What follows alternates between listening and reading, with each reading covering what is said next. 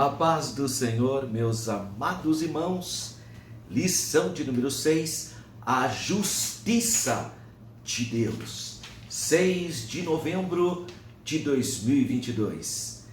Nosso textual está no Salmo de número 18, versículo 26, que diz: com o puro te mostrarás puro, e com o perverso te mostrarás indomável.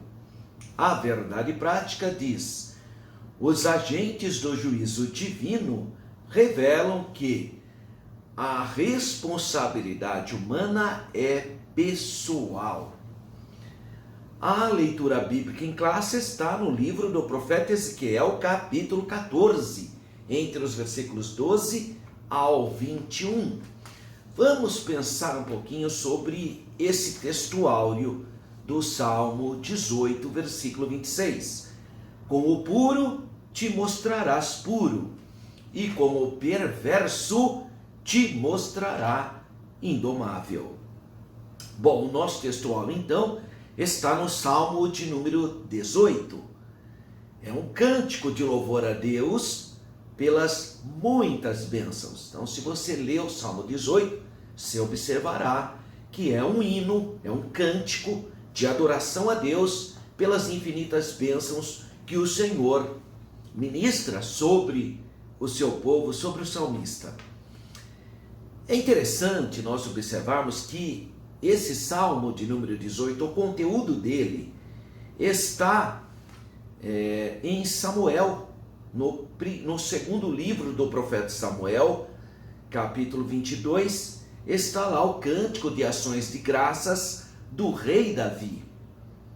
E exatamente no capítulo 22 do segundo livro do profeta Samuel, versículo 27, diz assim, com o puro te mostras puro. Olha só o nosso textuário no Salmo 18, versículo 26. Com o puro te mostrarás puro.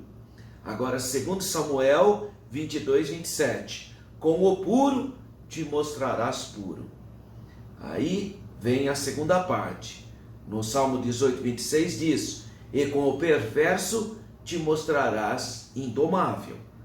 Já aqui em 2 Samuel, no segundo livro de Samuel, capítulo 22, versículo 27, a segunda parte diz: mas com o perverso te mostrarás avesso. Na verdade é o mesmo salmo. É o mesmo salmo. Na verdade o salmo de ações de graças composto pelo rei Davi. Bom, então ele começa dizendo: aquele que é puro, é o que diz também o Evangelho de Mateus, a questão do puro de coração, né?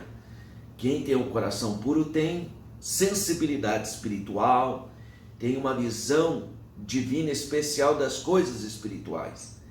Mateus capítulo 5, versículo 8, no Monte das Bem-aventuranças, o Senhor Jesus diz: bem-aventurados limpos de coração, porque eles verão a Deus. Aqui a pureza humana é fomentada pela santidade de Deus. E a recompensa é que isso toca em todos os aspectos da vida humana. Então, quando você lê a palavra te santifica, você tem o desejo de viver uma vida de santidade, em comunhão com o Senhor, todos os aspectos da sua vida são tocados por essa santidade de Deus. O homem perverso, o contrário, ele, em contraste, deve enfrentar então as consequências dessa posição, que também irá tocar todos os aspectos da vida dele, a sua perversidade também, assim como o homem puro, o homem santo. Isso refletirá em todos os aspectos da sua vida. O homem puro, o que tem um coração imundo, perverso, também isso refletirá em outros aspectos da sua vida. O profeta Ezequiel, ao longo do seu ministério, explicou aos israelitas o significado da presença de Deus com eles.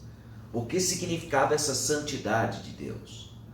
Ter Deus com eles. Quando o povo de Deus é fiel, e anda humildemente nos caminhos do Senhor, então eles têm esses aspectos positivos da santidade de Deus na vida deles, a bênção, a paz, a prosperidade.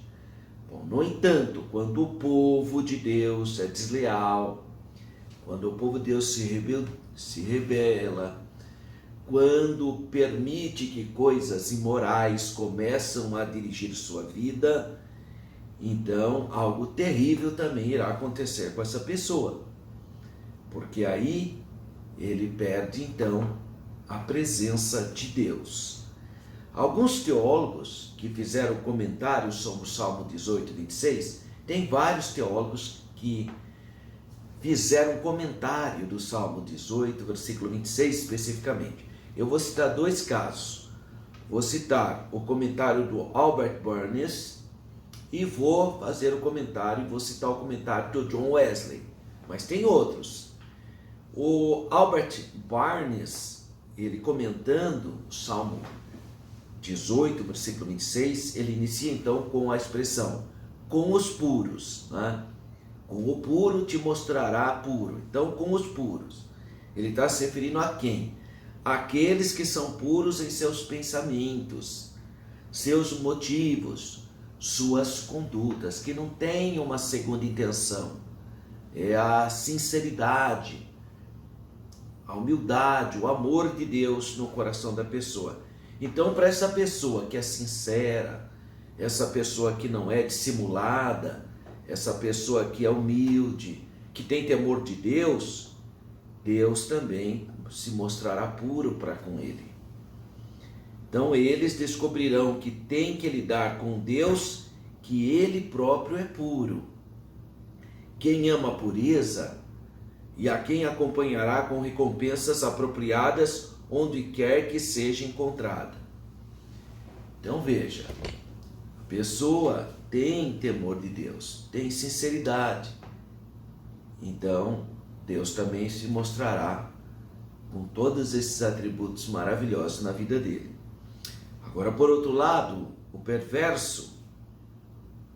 Então, quando a pessoa se mostra perverso, Deus entrega ele para suas próprias vaidades e o fim dessa pessoa é triste, né? Então, a palavra aqui para perverso é a palavra kikesh. Significa propriamente perversa, um homem de mente perversa. Deriva de um verbo, kash, que significa para mudar o caminho, arrancar, perverter. Então seria aplicável a um homem que perverte ou que tira as palavras de outros de seu verdadeiro significado. Quem prevarica ou é enganoso em sua própria conduta, tudo que faz é com dissimulação, nada é a realidade. Quem não é direito em suas relações, quem tira proveito de circunstâncias para impor aos outros os seus objetivos, é manipulador e promove seus próprios fins. Quem é duro, intransigente, inflexível, cruel, então Deus também entregará a ele. Por isso que fala, te mostrará indomável, ou te mostrarás à margem, deixará ele para lutar sozinho. Então a palavra original aqui do indomável é o patal, significa torcer, enroscar, girar. Então ser torcido, ser torto. Na forma da palavra que ocorre aqui, itfael, significa mostrar-se torto. Não significa que Deus tem esse caráter, não é isso. Em relação aos homens, ninguém pode supor que o salmista pretendenciosamente atribui ao caráter de Deus esse tipo de caráter próprio do homem. Em vez de achar que Deus lidaria com eles como se fossem puros, justos e misericordiosos, esses homens descobrirão que ele lida com eles como eles são, perversos, tortos e indomáveis. Então, para o puro, Deus é pureza. Agora, para o iníquo, deixa ele viver a sua iniquidade. O comentário de John Wesley sobre o Salmo 18, 26.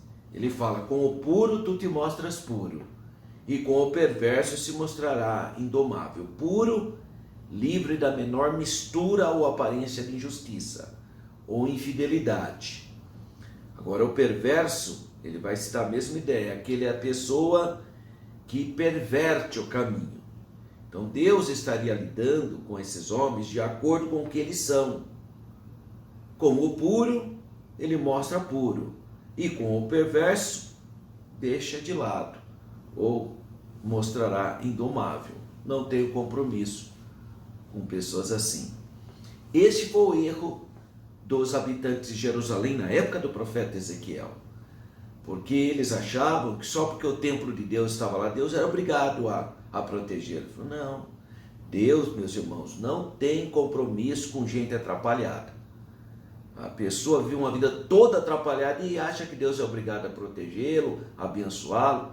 Esse às vezes é um problema de certos grupos religiosos, que a pessoa precisa mudar de vida, irmão, precisa se arrepender, precisa ser um marido melhor, uma esposa melhor, um pai melhor, precisa ser um cidadão de bem, uma pessoa melhor. Aí vive uma vida toda atrapalhada e depois acha que vai ter prosperidade, vai se... Não, as coisas não funcionam assim, não. Isso aqui há uma condicionalidade, né?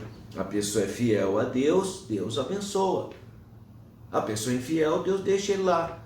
Como diz lá Paulo em Romanos, já que foram perversos, escolheram sua perversidade, Deus os entregou então para viver uma vida de iniquidade. Então, é um textuário muito importante, muito apropriado, porque tem a ver com a realidade do povo da cidade de Jerusalém na época do profeta Ezequiel. Então ele fala: com o puro te mostrarás puro, e com o perverso te mostrará indomável. Quer dizer, vai ser entregue às suas próprias iniquidades. Introdução aqui da nossa lição. É importante compreender a estrutura do discurso do profeta Ezequiel. Então, capítulo 14, versículos 12 a 21. O profeta estaria partindo do ponto genérico para um específico, ou seja, de uma terra qualquer para depois dirigir a casa de Israel. É o que parece, né? A primeira parte dessa palavra profética de Ezequiel 14 é genérica, e a segunda é específica, dirigida para Jerusalém. Então, a presente lição tem por objetivo mostrar e explicar a retribuição divina ao pecado de um povo, de uma nação, nesse caso do reino de Judá, ou reino do sul. Então, o primeiro tópico aqui, o primeiro tema, sobre a identificação do juízo divino. Sobre a identificação do juízo divino. Então, uma leitura atenta dos profetas do Antigo Testamento nos ajuda a compreendermos as ações de Deus concernentes à retribuição do pecado. Então, 1.1, o discurso profético. Então, à luz da Bíblia, nós ficamos sabendo que a ira de Deus nunca acontece sem uma justa causa, e nem mesmo sem um prévio aviso. Então, todo juízo divino vem porque há um motivo, mas mesmo antes de ser aplicado esse juízo, sempre Deus avisa, porque Deus quer que todos os homens se arrependam, quer que todos se salvem, né? Então, o Deus Todo-Poderoso de Israel procede dessa maneira para oferecer oportunidade de arrependimento. E existem muitos casos de reis, de povos, de pessoas que se arrependeram. E Deus, então, teve misericórdia. O perdão divino vem com o arrependimento, como aconteceu com a cidade de Nínive, por exemplo, a grande capital do Império Assírio, um império perverso, mas o povo se arrependeu, né? O tempo dessa oportunidade, infelizmente, já havia expirado para a cidade de Jerusalém. Lembra da lição 3? As abominações do templo, as imagens que tinha no templo, os adoradores do sol, os adoradores de Tamuz, a divindade dos babilônicos. Então o tempo da oportunidade de arrependimento para Jerusalém havia passado. A vontade de Deus sempre é abençoar, meu irmão. Deus é amor, Ele sempre quer abençoar, restaurar. Essa é a vontade de Deus, de ajudar. Agora, a pessoa tem que querer ser ajudada, né, irmão? Então, por isso, o castigo é inevitável, porque a pessoa não quer se arrepender, tratando-se de uma questão de justiça e de santidade de Deus. Então, 1.2, a primeira parte da profecia, versículo 13, a expressão, quando uma terra pecar contra mim. Então, isso aqui pode se aplicar a qualquer povo, em qualquer momento histórico, né? Existem inúmeras formas de Deus castigar um desobediente, aquele desobediente costumar, sabe? Aquele que sempre desobediente, sempre vive desobedecendo. Aquele que recusa em ouvir a palavra de Deus, aquele que não quer se arrepender. Ele torna instável o sustento do pão. Como isso é feito? A palavra profética esclarece com a carestia, fome e extermínio de seus moradores e até dos animais. Trata-se de uma grande crise econômica nacional que chamamos de recessão financeira. Então Deus adverte as pessoas também através de uma série de atos poderosos para que a pessoa venha ao arrependimento. 1.3, descrição dos agentes do juízo divino. Olha só nos versículos 17 e 21. Diz assim: e Javé ou é Deus que manda a chuva e fertiliza a terra e os campos. É Deus. O povo de Canaã, na época do juízo, achava que era Baal. Olha que fraqueza moral. Achava que era o Baal. O povo de Jerusalém estava achando que era Tamuz, que era 6 meses de seca, 6 meses de chuva. Olha aqui, que afronta. Então, ao invés de agradecer a Deus pelas chuvas, pelas colheitas, eles agradeciam Baal, Tamuz. Isso era uma afronta ao Deus de Israel. A seca era um sinal visível do castigo divino, segundo o profeta Jeremias, capítulo 12, versículo 4. Mas também Deuteronômio 28, 23 fala isso. E fala também que no milênio, depois que Satanás está preso, se um povo não for dar graças ao rei em Jerusalém, ele também não enviará chuva. Está lá no profeta Zacarias. Então a fome é uma referência à escassez de alimento provocada pela destruição do produto da agropecuária, né? A peste é resultado da epidemia causada pelas mortes nos campos de batalha. Mas o versículo 21 do profeta, ele acrescenta a figura dos animais ferozes. Então, no versículo 21, o oráculo inclui Jerusalém como destinatária dessa profecia, de modo que podemos afirmar que essa palavra profética é para qualquer nação e para qualquer momento histórico. Então, o resuminho do tópico 1. Deus não executa o seu juízo sem uma justa causa, nem mesmo sem um prévio aviso. Em outras palavras, Deus é justo. E quando Ele manda o juízo, porque há motivo. Segundo, Ele avisa antes. Mesmo tendo motivo, Ele ainda avisa antes. Então é muita irresponsabilidade do ser humano nessa questão. 2. Sobre a petição que Deus não atende. O clamor que Deus não atende. A oração que Deus não atende. Então, nos encontramos no profeta Jeremias, no profeta Ezequiel, duas situações hipotéticas de orações intercessórias de justos que Deus não atende. Isso que é impressionante. O exemplo que é dado é de Moisés, de Samuel, de Noé, de Daniel e de Jó. Então, 2.1, exemplos de intercessão pelo pecador. Deus aceitou, por exemplo, em poupar a cidade de Sodoma e Gomorra, atendendo a oração intercessória de Abraão, se houvesse 10 justos em Sodoma, mas não tinha. Mas Deus aceitaria se tivesse.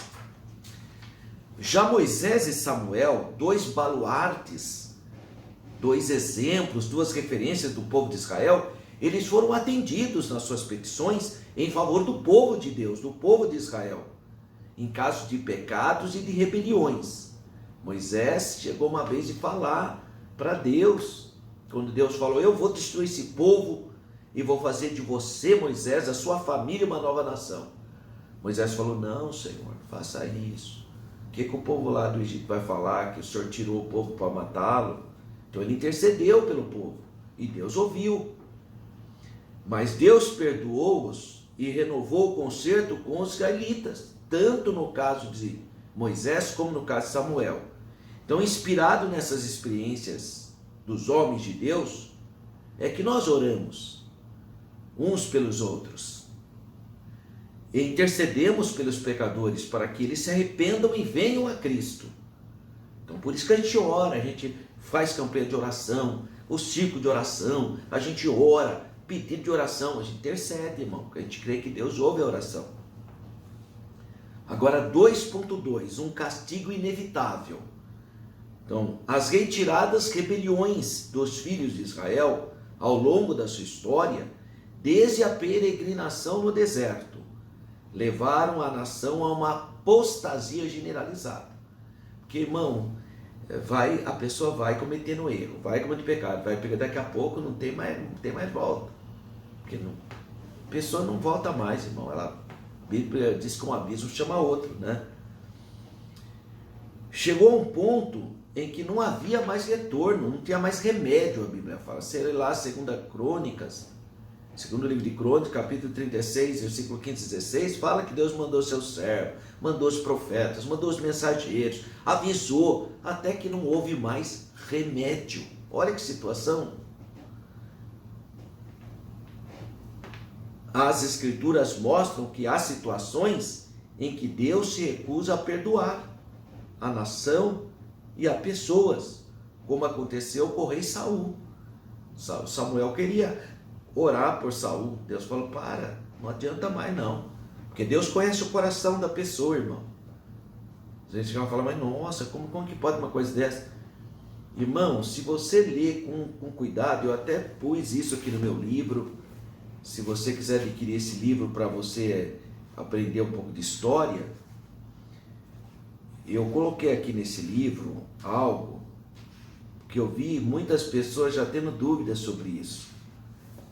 É quando Deus envia as pragas para o Egito. Então vem a pergunta: como poderia o faraó estar livre, ter o livre-arbítrio, se Deus endureceu o coração do faraó? Então vem a pergunta: será que foi Deus que endureceu o coração do faraó? Olha, Romanos 9,17. E disse o Senhor a Moisés: quando voltares ao Egito, atenta que faças diante de faraó todas as maravilhas. Aliás, aqui é Êxodo 4:21. Que tenho posto na tua mão, mas eu lhe endurecerei o coração, para que não deixe ir o povo. Êxodo 7:3. Eu, porém, endurecerei o coração do faraó, e multiplicarei na terra do Egito os sinais e as maravilhas. Êxodo 9:16. Mas deveras, para isso te mantive, para mostrar meu poder em ti, e para que o meu nome seja anunciado em toda a terra. Êxodo 10:20. O Senhor, porém, endureceu o coração de Faraó, E Romanos 9,17, para isto mesmo te levantei, para mostrar em ti o meu poder e para que o meu nome seja anunciado por toda a terra. Então, se Deus levantou Faraó e ainda endureceu o coração dele para realizar seus propósitos divinos, então Faraó não está isento. Então, no caso, o Faraó não estaria isento da responsabilidade em relação às ações que praticou, porque se foi Deus que endureceu o coração dele, então qual é a culpa que ele tem? Essa é a pergunta que poderia fazer. Mas aí, a hora que você começa a analisar direito, você vai encontrar que Deus, em sua presciência, sabia de antemão exatamente como o Faraó iria agir. E ele usou isso para realizar os seus propósitos. Então Deus prescreveu os meios de ação livre, porém a teimosia de Faraó, bem como o fim da libertação de Israel, em Êxodo 3:19, Êxodo 3, capítulo 3, versículo 19 e 20, diz assim, ó: eu sei, porém, que o rei do Egito não vos deixará ir. É a presciência de Deus. Então não foi Deus que endureceu o coração do Faraó. Deus sabia que o Faraó não ia deixar. E o poder de Deus é como fogo. Como o coração do Faraó era barro, ele endureceu devido ao fogo, o poder da palavra de Deus enviando as pragas. Em vez do, se o coração do Faraó fosse de cera, ele derreteria e ele teria se arrependido. Mas o coração dele era de barro. O fogo aproxima do barro, o barro endurece. O fogo aproxima da cera, a cera amolece. Então Deus é fogo. Agora ele conhece a natureza do homem. Ele dá livre-arbítrio para você. Mas ele sabe se você vai aceitar ou não. Como ele sabe. Então ele fala: eu sei, porém, que o rei do Egito não vos deixará ir, nem ainda por uma mão forte, porque eu estenderei a minha mão e ferirei ao Egito, com todas as minhas maravilhas que farei no meio dele. Depois vos deixará ir. Êxodo 3, tal. Então Faraó rejeitou o pedido de Moisés, irmão. E somente depois das 10 pragas que finalmente ele deixou ir o povo. É importante notar também que foi Faraó primeiro que endureceu o seu coração.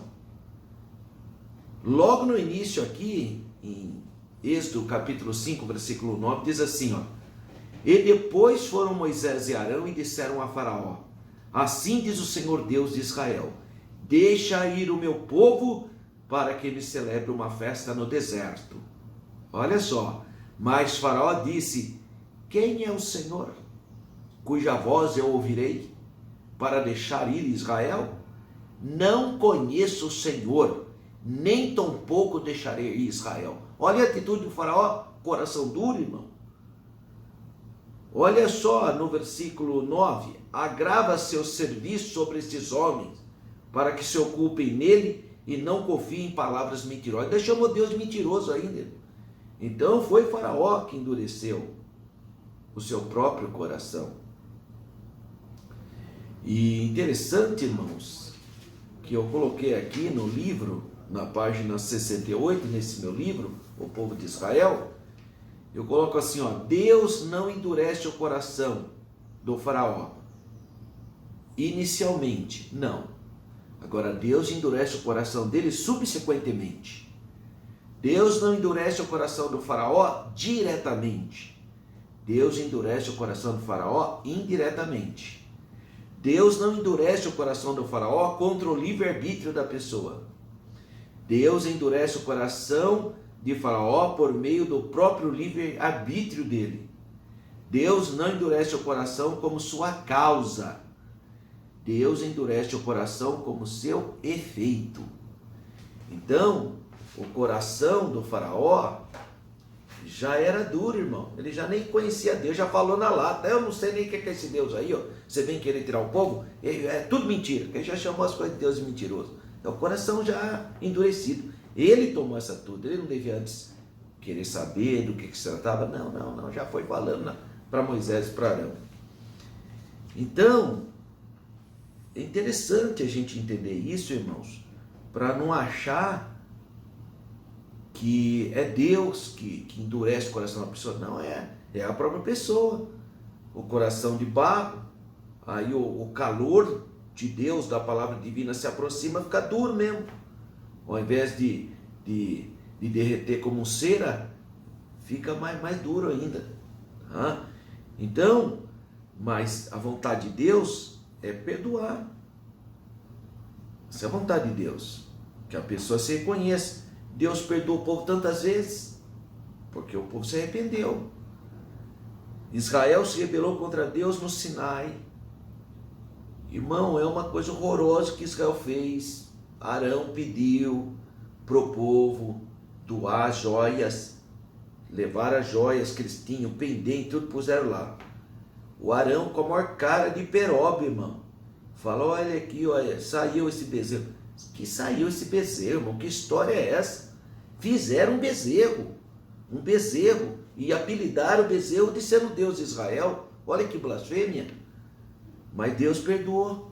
Aí Moisés chegou, renovou o concerto. Que loucura, irmão, fazer um bezerro e Deus ainda perdoou. Olha a paciência de Deus na época dos reis. Deus falou para Jeroboão primeiro que ia abençoar ele também, se ele fosse fiel. Quando houve a separação, o cisma do reino do norte com o reino do sul. O sul, Jerusalém, ficou com Roboão, filho de Salomão, e o reino do norte, as 10 tribos, ficou sob o comando de Jeroboão I. Aí chegava nas festas do Senhor, lógico que o povo tem que subir em Jerusalém, porque lá que estava o templo de Salomão. Aí o Jeroboão ficou olhando e falou: se esse povo continuar indo servir a Deus lá no templo, daqui a pouco eles vão voltar tudo para a casa de Davi de novo. Ele não confiou na palavra de Deus. O que ele fez? Fez 2 bezerros, colocou um em Dan e em Betel. E sabe o que ele falou? Olha, Israel, esse é o Deus que tirou vocês do Egito, isso é Yahvé. Olha que blasfêmia, é a mesma coisa do Arão. Quando Moisés falou: Arão, o que você fez? Arão falou: você vê, o povo deu a joia, eu coloquei aqui e saiu esse bezerro. Saiu?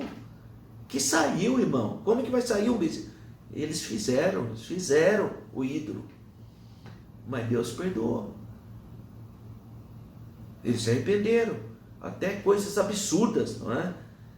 Então, inspirado nessa experiência de homens, é que nós oramos para que Deus perdoe. Porque Deus perdoa. Às vezes a pessoa está num caminho terrível, você começa a orar por ele, o Espírito Santo toca no coração dele, daqui a pouco está lá, aceita Jesus como Salvador. Glória a Deus. Quantas irmãs ganharam seus esposos, quantos irmãos ganharam suas esposas, filhos, pessoas envolvidas, pessoas do mundo. Está orando ali, intercedendo por ela, e Deus salva. 2.2, um castigo inevitável. As reiteradas rebeliões dos filhos de Israel ao longo da história, desde a peregrinação do deserto, levaram então a nação à apostasia generalizada. Chegou-se então ao ponto que não havia mais retorno. Que fala que não tem mais remédio, não é verdade? O profeta Jeremias intercedeu pelo povo, mas Deus endureceu a resposta ao profeta, afirmando que nem mesmo se Moisés, Samuel orassem, ele não ouviria mais. Olha que situação, irmão. E olha, é de admirar isso, né, irmão? Já pensou? Se nem Moisés e Samuel, porque quando Moisés orou lá, Deus ouviu sim. Quando Samuel orou, Deus ouviu também, mas agora ele está falando que a situação lá é tão feia, é tanta dureza de coração, tanta iniquidade, tanta abominação, que nem se Moisés e Samuel orassem, ele não ia atender mais não. 2.3, quando Deus não atende a oração intercessória de um justo. Que coisa triste, né, irmão? A Bíblia ensina que a oração feita por um justo pode muito em seus efeitos. Tiago 5,16. Mas quando o pecado ultrapassa todos os limites, Deus não atende mais as orações. Não adianta. Samuel estava orando por Saul, Deus falou: pode parar. Vai, pega o azeite e vai ungir outro rei. Porque Deus conhece, irmão, o coração, né?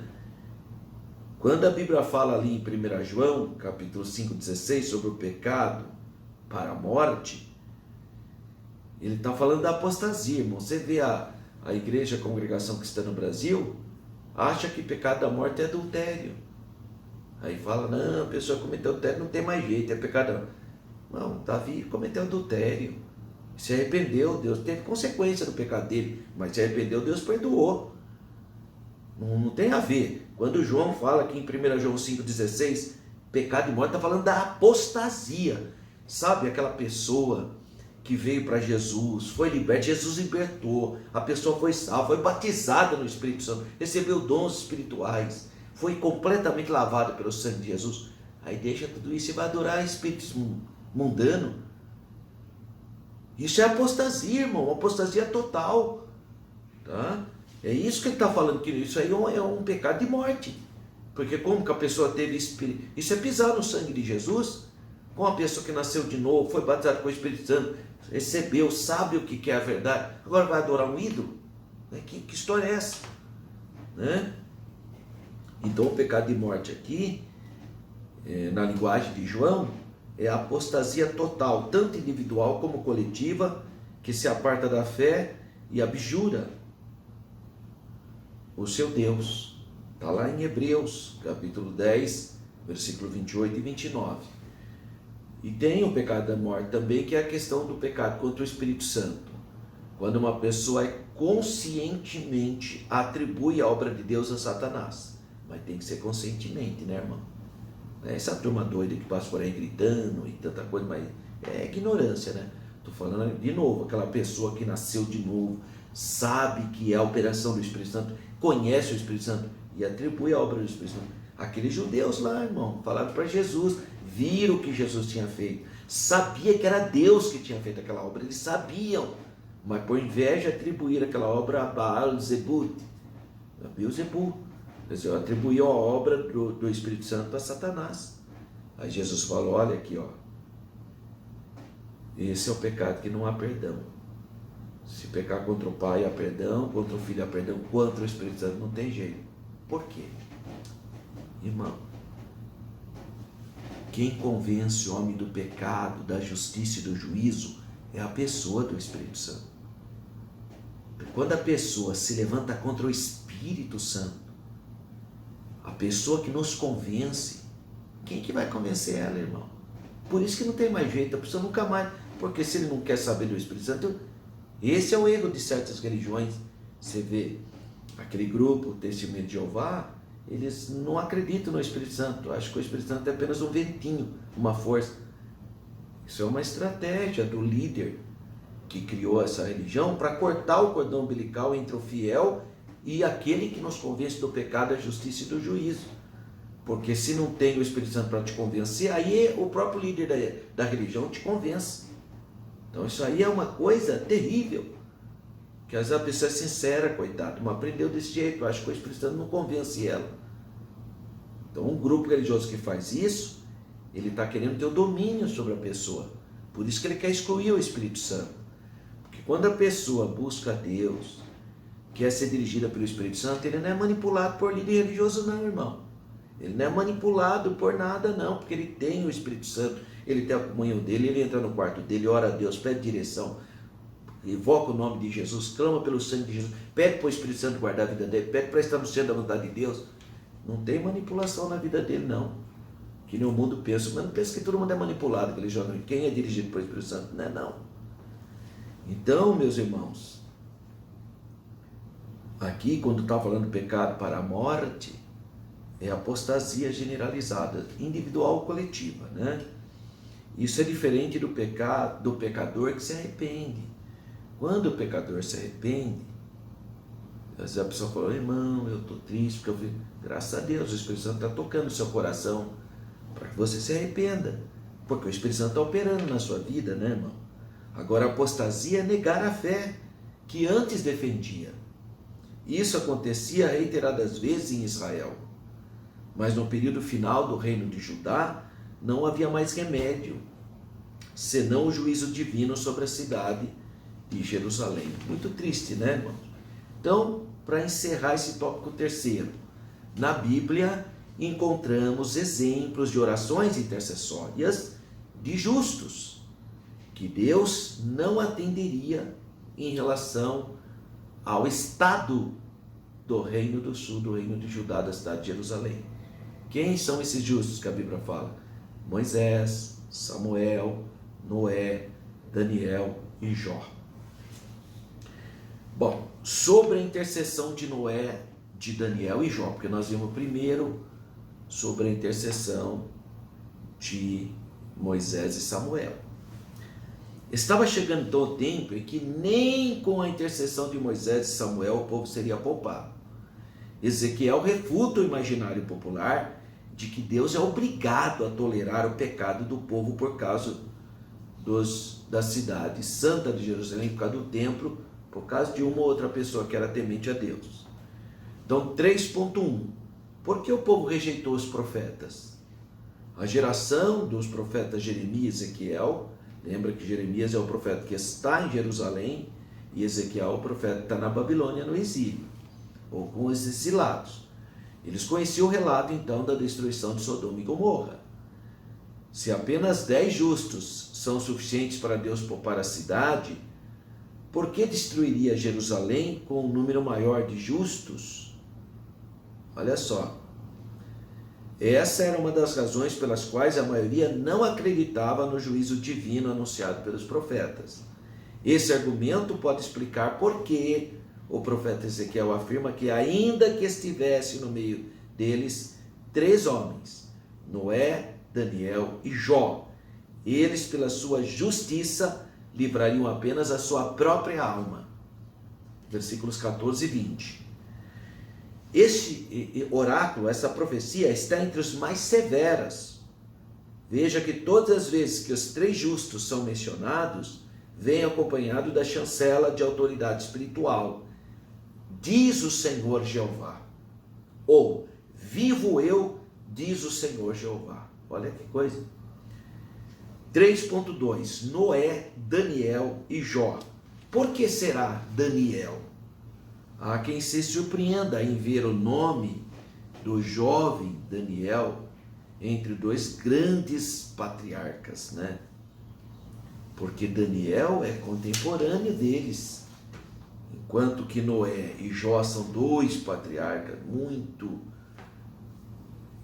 admirados pelo povo de Israel. Agora, Daniel estava lá na Babilônia.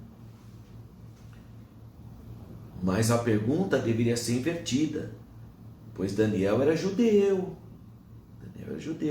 Mas Noé e Jó não.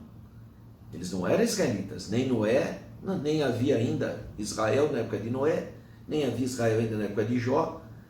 Eles viveram num tempo antes da formação do povo de Israel.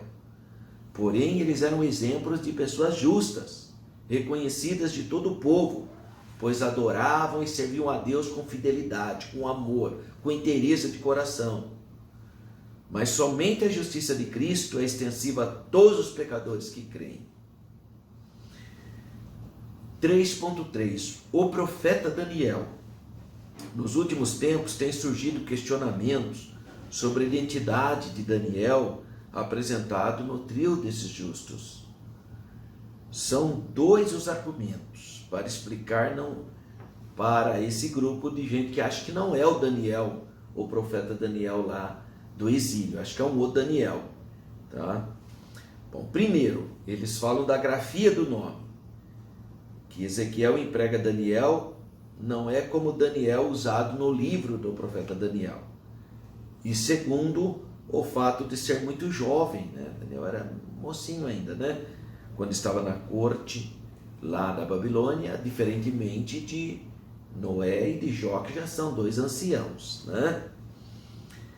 Mas muitos expositores do Antigo Testamento consideram tais argumentos insuficientes, pois não se deve dar importância à ortografia, pois soletrações variantes nunca foram novidades na história da Bíblia. Sempre há alguma variante. Além disso, Daniel era contemporâneo de Ezequiel na Babilônia e era ministro da corte do rei Nabucodonosor. Então a reputação de Daniel pela sua fé e sabedoria se espalhou rapidamente entre exilados. Aquele sonho que Daniel revelou, né? Como Deus usou Daniel, porque esse assunto aqui se deu antes de Daniel ser lançado na cova dos leões. mas a fama dele já era notória, como um homem de Deus, um homem que ensinou o povo judeu a observar a comida kasher, a comida pura, e era um homem de visões de Deus, Deus revelava para ele. Então a fama dele já era do conhecimento de todos os exilados, já estava chegando também em Judá. Então, o encerramento do tópico 3. Segundo a mensagem de Ezequiel, Deus não é obrigado a tolerar o pecado do povo por causa de ter 1 ou 2 ou 3 justos na cidade, ou 10 justos, como defende a tradição judaica até hoje, irmão. Você sabia? Eu morei em Israel, e eu ia numa sinagoga lá no Kibbutz Afkin, era uma sinagoga tradicional de judeus askenazim, e chegava lá, nunca tinha serviço religioso, porque só tinha 3 homens, e às vezes tinha uma meia dúzia de senhorinhas lá, então não tinha serviço religioso, porque para começar o serviço religioso naquela sinagoga tinha que ter 10 homens, mulher não valia, tem que ser pelo menos 10 homens, é com base em Gênesis capítulo 18, a oração de Abraão, mesma coisa que os judeus aqui achavam, Deus não ia destruir nunca Jerusalém. Por quê? Porque deveria existir pelo menos 10 justos lá, na cabeça deles. Porque Deus falou para Abraão, se tivesse 10 justos, ele não destruiria Sodoma e Gomorra. Então, quanto mais a cidade santa. Esse olha só a esperteza do povo judeu, achando que Deus era obrigado a tolerar o pecado dele. Por isso que Deus falou, e nem se Moisés, né, estão falando de 10 justos, nem se Moisés, nem Noé,